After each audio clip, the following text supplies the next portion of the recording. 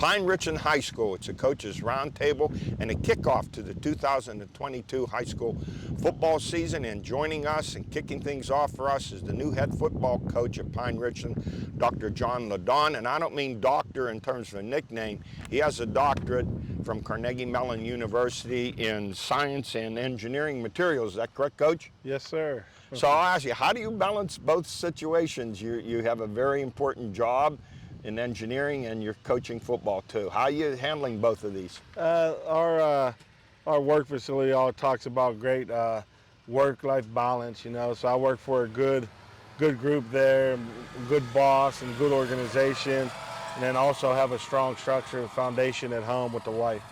And I want to ask you about your foundation. You bring that up. You played at Aliquippa, 99 WPL champs, correct? A 2000 grad from Aliquippa. Who were the people that mentored you and have been a big part of your life? Obviously, Coach Mianic, our head coach at the time there, who was very successful there.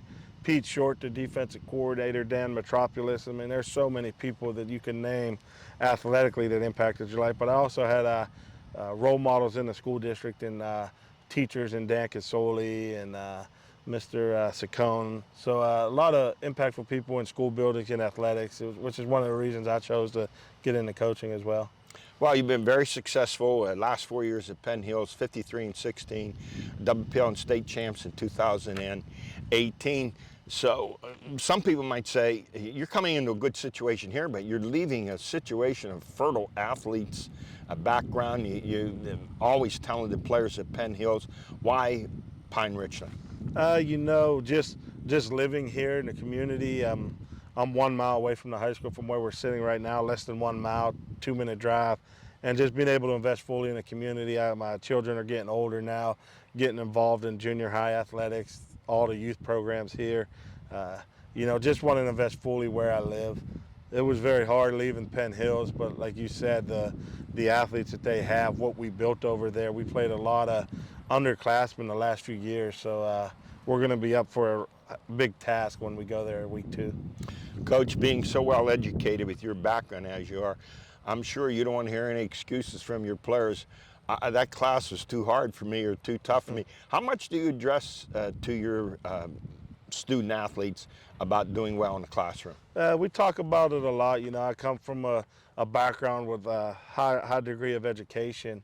One of the reasons we moved into the school district here because it was the standard of excellence academically, you know, and a lot of our football players are 4.0 plus students. So, yeah, that's great. Let me ask you, what things do you want your players to know that you preach to them every day, the tenets of your coaching that you want them to carry on every time they step on the field?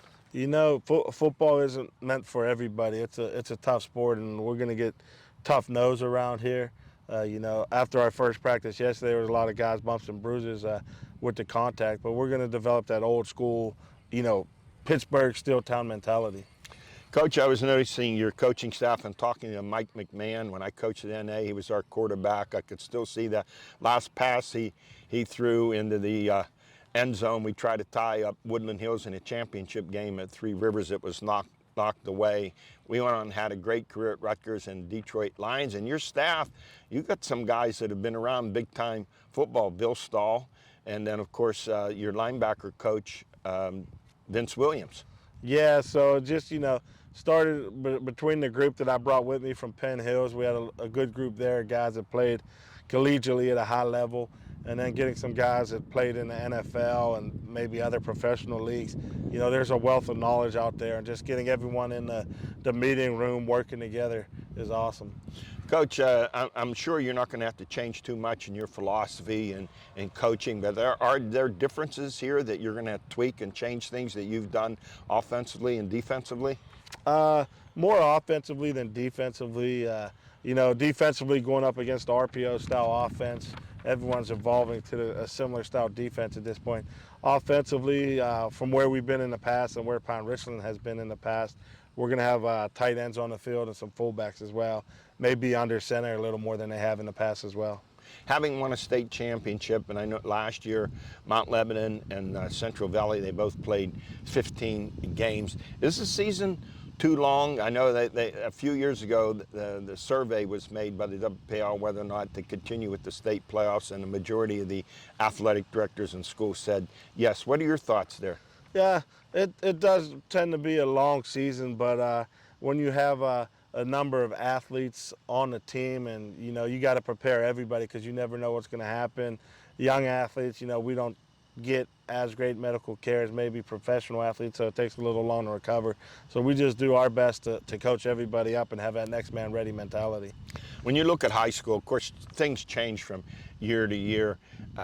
You don't have a lot of players back. You graduate a lot of seniors who played. So you have 5 starters back on offense and 4 on defense. What are you seeing so far? I know it's early. You've been in training before you've hit fall practice. What do you see here that you like?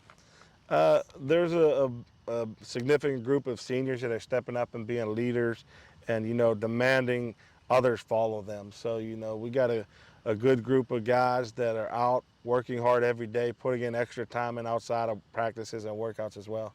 Well, one of the first things I always ask, having been a former coach of the offensive line, defensive line, how the lines look to you, especially everything starts with that offensive line. Yeah, so we got 3 seniors back on the offensive line, 4 guys that played last year, and defensive line will be a little more green, but it's looking promising here at Pine Richland. Coach, you start off, you have a scrimmage with the defending state champs, 6A Mount Lebanon, at Mount Lebanon, this coming Saturday. What do you want to see from your team? We're just looking to focus on our technique and fundamentals. We're going to keep it pretty basic, but we just want to see guys go out there and play physical and move bodies.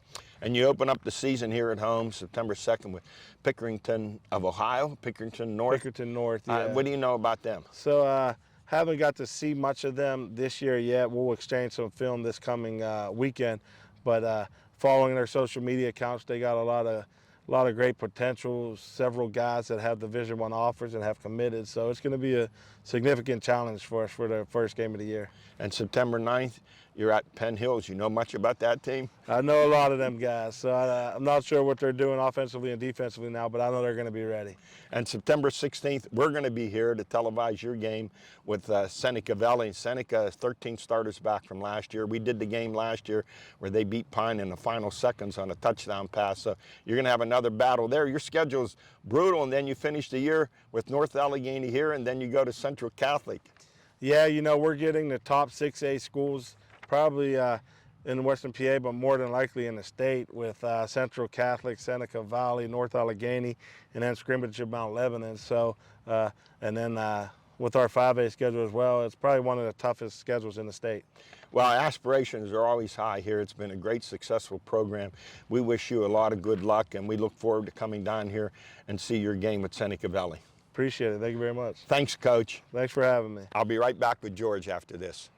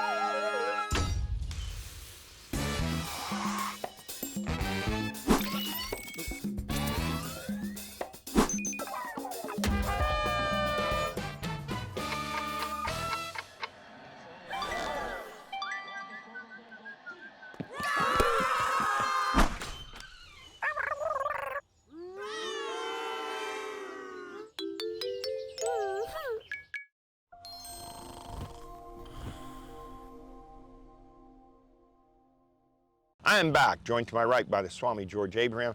Coach, I don't know what's more impressive with Dr. Jon LeDonne, his WPL state championship in 2018 at Penn Hills, or the fact that he has a PhD from Carnegie Mellon University in engineering. Both could stand on their own as being impressive, absolutely. And the place is just terrific. The atmosphere here with the band practicing and such, it is football season.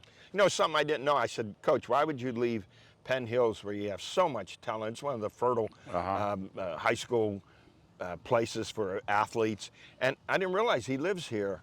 And so he doesn't have to do that long drive to Penn Just make Hills it back once. and forth Make it forever, once. and with his job. So he's excited to be here with Absolutely. his family, and you know he's going to do a great job. They were 7-5 last year. That was like a down year for them. He has some outstanding coaches who've played college and pro football. Mike McMahon, who was at North Allegheny, went on to Rutgers, Detroit Lions. We know his aunt and uncle. They worked at Butler. And Vince Williams, a linebacker for the Steelers, and Bill Stahl, who was a Division I quarterback. Absolutely. And as you say, the expectations are high. 7-5 here is not the norm.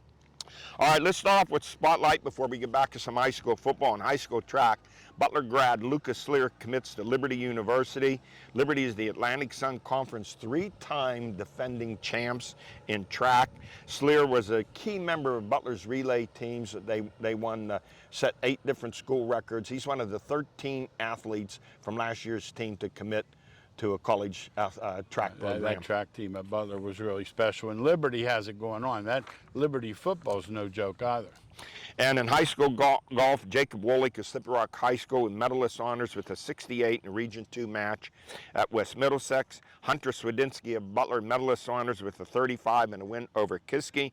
Harness racing, Brady Bucks Brown, over 1,000 wins, and he's starting on his second 1,000. He won 2 more races with purses of $17,800 and $6,000. Absolutely, doesn't take long. You start winning 2-3 races a day, he'll be up in Pallone territory. And I don't know if you remember this kid. He made our spotlight many times from Slippery Rock High School, Slippery Rock University. Pitcher Ricky Mineo signs a free agent contract with Minnesota. How great is that? Absolutely. I just talked to his coach the other day, and I asked him, a little bit of the details, whatever. Next night, I turned on the TV. Here comes the reliever in for the Yankees in the 10th inning. So quite an impressive accomplishment. Yeah, for a school. A Division II school with 1 scholarship, that's pretty impressive. It's great. Hey, Lernerville Speedway, first place winners in sprints, A.J. Flick, rush sprints, Chad Roman, and the Allegheny Tour 305 sprints, Justin Clark. So let's move on. Let's look at our high school football. I'm going to take a look at last year's final standings and the champions. You know how things change one year to the next in high school, but 7 teams were good last year. They're going to be good this year. Let's look at 6A, where you see 1 star, they won a WPL championship. 2, they won a WPL Anna State. We start in 6A, Mount Lebanon 15-0. Pine Richland's going to be there and scrimmage them this Saturday, followed by Central Catholic, Seneca Valley, North Allegheny. Seneca Valley 7-4. Georgia got 13 starters back. That's a game we're going to do here on the 16th against Pine. What a finish that was last year. Seneca winning over Pine at Seneca in a final minute of play on a touchdown pass. This will be a great matchup. No, absolutely. They're going to be loaded. And, that's a rival game. Once again, these kids see each other when they're at the mall or wherever, and obviously a huge game for both sides. And North Allegheny is going to be good. And George, something we were talking about, I don't think the Tigers have won a WPL championship since 2013. And that's not, a long drought down that's there. not the way they do things either. And in 5A was Penn Trafford, followed by Moon, Penn Hills, Gateway, and Pine Richland. 5A is just loaded. Absolutely. And this schedule that Pine has, they're gonna play Pickerington North out of Ohio, then Seneca Valley. Then later on, they're going to play NA, Central Catholic, and they play Penn Hills too. They're at Penn Hills. They want to be good, and to be good, you have to challenge yourself. We've spoken about this for years on our show, first basketball playoff game. If it's your toughest game to date, you're going out. And in 4A, the Quips, what else can you say about them? Followed by Bell Vernon, McKeesport. When's the last time we said Thomas Jefferson 7-3? Absolutely. And Hampton was 11-1. Their only loss was the TJ. And in 3A, Central Valley 15-0. They come into this season with a 27-game win streak, and I don't think the cupboard's bare there. No, the coach has done a great job there. He's a friend of Al's, and he used to work for us in the summer refereeing. And I didn't put it together right away, and I saw him on TV, and I'm looking, this guy hasn't lost a game in 2 years. And then after that, it's North Catholic. We did a game last year when they played Freeport. They were 12-1. Avonworth, Elizabeth Forward, and Grove City. And in 2A, Sarah Catholic, Stowe Rock, Steel Valley, Karn City. They're always in there for us every year. And Beaver Falls. And then in 1A, Bishop Canavan, Olsh, Clairton, Union AC Valley was their best year, 9-3, followed by Rochester. That's good football, and that success factor has changed it around, pushing Wilmington up and now Farrell up, so the 2A's even loaded. George, just to mention, we can't mention all the players, but you start with Rodney Gallagher, Laurel Highland, Mr. Everything. He's a dual threat. He runs, he throws, he receives, he plays defense. I don't know where they're going to use him at WVU, but he's a great talent, phenomenal basketball player. Absolutely. Too. I remember seeing one of his highlights in 9th grade and thinking he has to be on this field somewhere. And the quarterback, Caden Olson of Armstrong High School, 6'5", 218, also a terrific basketball player, averaging over 20 points a game. Last year, 2,500 yards passing, over 800 rushing. He accounted for 42 touchdowns. He's committed to Penn. He's an honor student. And I have this question. If anyone from Pitt is watching, why aren't they recruiting this kid? I've not seen him play, so I can't speak to it. From what you've told me and what I'm guessing, they obviously don't respect the competition. That could be a question. I know I've asked some about him as a basketball player, and they said he's terrific. Oh. Tamir Robinson, linebacker, Brashear, he's committed to Penn State. Luke Lawson, Seneca Valley, wide receiver, defensive back. He's one of the best in the WPAL. And lineman Corey Ryan here from Pine Richland, 6'4", 275. Yeah, it's something at Pine. Sometimes it goes unnoticed. They have 2 quarterbacks in the NFL. But what people don't realize, they have great linemen. Yes, always have. Yes. Let's go. I want to mention our broadcast schedule. I think it's one of the best football lineups we've had. September 2nd, Newcastle at Mars, the debut of Eric Kasparovich. We're And excited. Stacey Robinson, Newcastle. Yes. His first game. Yeah, all right, that's a great start. September 16th, we'll be back here at Pine Richland with their game with Seneca Valley. October 14th, Wilmington at Slippery Rock High School. Always great to get up and see that game. Absolutely. That ought to be a terrific Yeah. game. Oh, Coach Phil Young does a great job. And Slippery Rock, Coach Wonder is also, they've been good for a while now, kind of silently. And this year they merged those leagues. They took Wilmington and Farrell out of the smaller class and put them in with Grove City, Hickory, Sharon, and Slippery Rock. That's a strong league. And October the 28th, Seneca Valley at NA. That's going to be a huge game. Playoff implications. That's a warm-up. They're going to meet again possibly in the playoffs. That'll be a great game, a head knocker. And let's not forget girls volleyball. Wednesday, September 21st, North Allegheny at Butler. Tuesday, October the 18th, Knock at North Catholic. We love doing volleyball. We finished up in the spring with that great matchup in the championship game. Someone asked me the other day, they said, what sport do you, I said, girls volleyball, without a doubt, it's terrific. Tremendous. Hey, George, how about this note? The PIAA football playoffs moving out of Hershey after 24 years to Cumberland Valley High School. The state finals December the 8th to the 10th. Leaving Hershey after all this time, moving 30 miles away just west of Harrisburg for the next 4 years. And you say, well, they're going to a high school state. Well, Cumberland Valley won over Penn State's Beaver Stadium. Do you know what Penn State wanted for rent? 140 grand. You know what Altoona wanted? I don't know. Zero. Well, Cumberland. It's so close to their. See, I'm the wrong guy to ask about the PIA. I have nothing good to say. Well, about I know them. Mansion Park. They played there before. This Cumberland Valley is so close to their offices in Mechanicsburg. It is. It's right there. And then, but here's the other thing. Why would you consider Penn State? Not that it's not a nice facility, but it's what, 110,000. So you get 8,000 there, and the place is empty. Cumberland Valley holds 8,000. What's Mansion Park hold? About 7? 10. About the same? Here's the thing, and I can speak to this. When I was at Slippery Rock about 30 years ago, we got to the Whippeal final. We played at the Civic Arena. There were 7,000 people there, and it was empty. Now, Cumberland Valley's not charging a fee.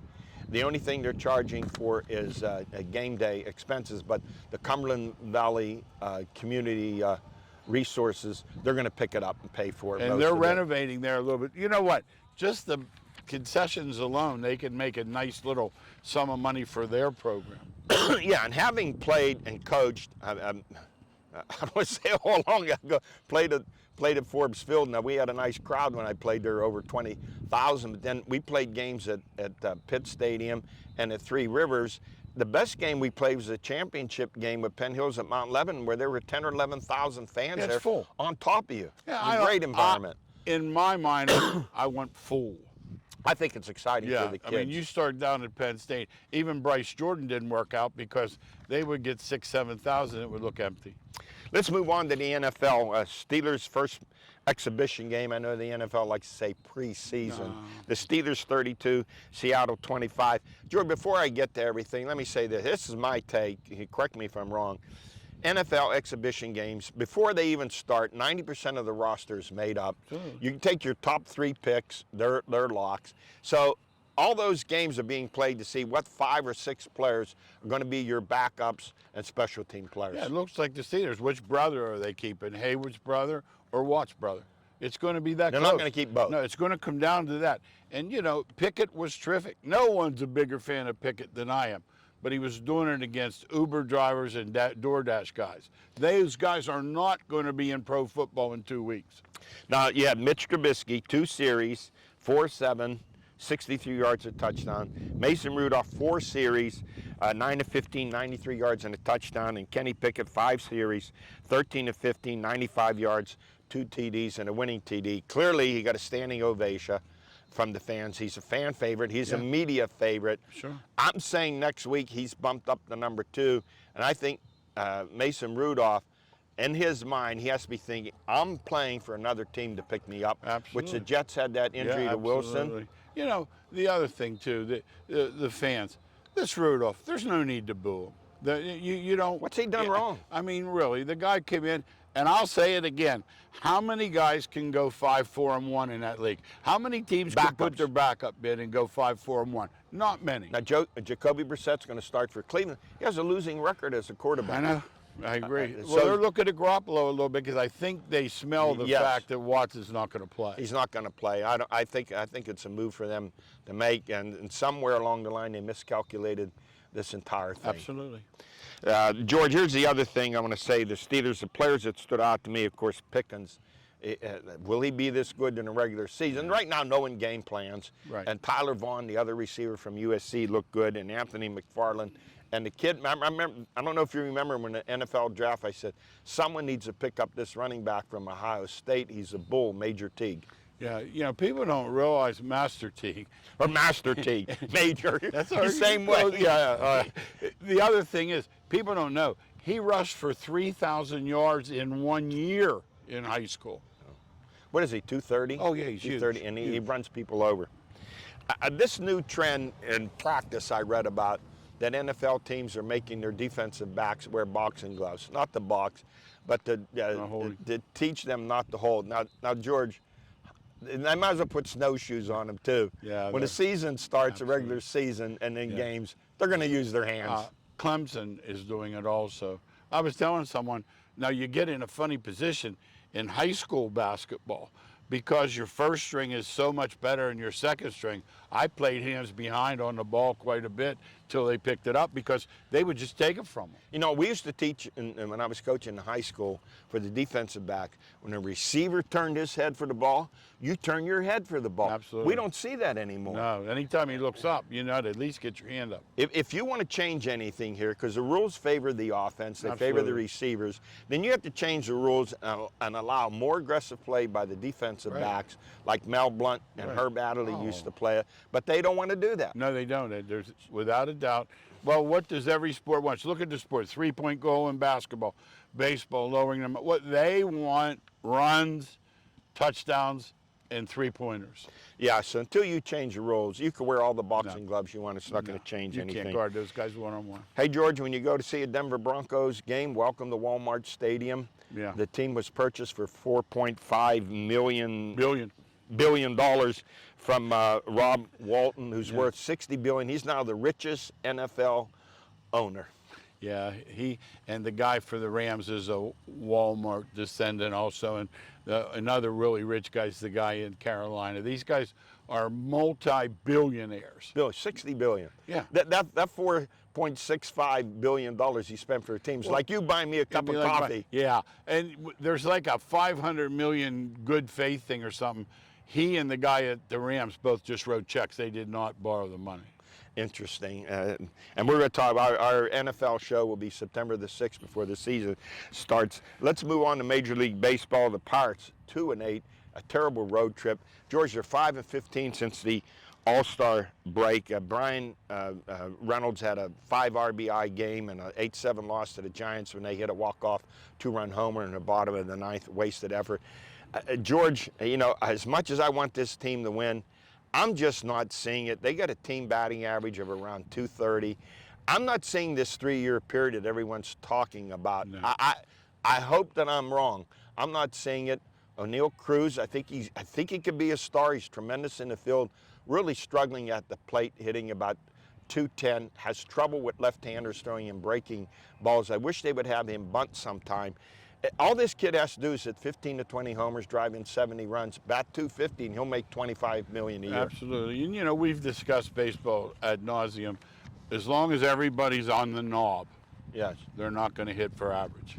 Now, I read an interesting article. Now, Greg Ellen, he's an excellent center fielder, but he's hitting about 160.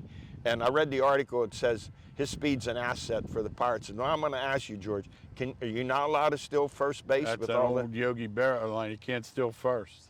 Yeah, I'm not sure what the point was. No. I know he's struggling. They're giving him a chance. He's a good center fielder, but how long do you go with someone hitting 160? Well, if they start getting rid of 100 hitters, they'll be -3 guys. Well, the Pirates have dropped last place, 45 and 70. Let me say how significant that is. At the beginning of the year, the Reds started off, 2 and 25 or something? 2 and 19. And now they've moved ahead of Absolutely. the Pirates. So, Absolutely. and they've traded away some key players, but the Reds and the Cubs, talk about the Pirates being young, so are these teams. And listen, for the last time, youth means nothing in a league where you can buy players in free agents. Youth only means something in high school and such where you use your own guys and build. Anytime you can grab someone else's best player, youth isn't served. If this is the case and they want to build for 3 years, and this is my way of thinking, then bring up a lot of your young players from AAA, let them play, and you should clear your roster of guys that really don't have a future to be there in 2 or 3 years. Well, they won't because their major league clock starts quickly and they have to pay them. Right. That's why they don't bring them up. They're one of the I'm sure a number of other teams, but there aren't a lot of them that just won't do that because of what you said. Absolutely. George, let me mention this. The Pirates' first Hall of Fame, the guys you expected, Honus Wagner and Mazeroski, and Josh Gibson, Clemente, all in there. But let me ask you something. Why wouldn't you bring in Dick Groat, 92? Yeah. Elroy Face, 94. I know. Vernon Law, 92. Satchel Paige Wait a was a minute. great pitcher. Bob Prince. Bob Prince, I mean, iconic announcer. Here's the thing. They seem to not be able to get much right, to be honest. I just don't understand that, and it's a shame that they haven't done it. So the one big argument as we finish up here and talk about it next time, I've heard someone say that Ohtani's having the greatest season of all time, which to me, Aaron Judge, I'll take Judge over Ohtani. I know he's a dual threat player, but that's something for us to talk about. There have been some great players down through the years. For him to call this the greatest season ever in Major League Baseball history is quite a stretch. Right. Hey, that's it for us. We've run out of time. Thanks for joining us here at Pine Richland High School. We'll see you next week.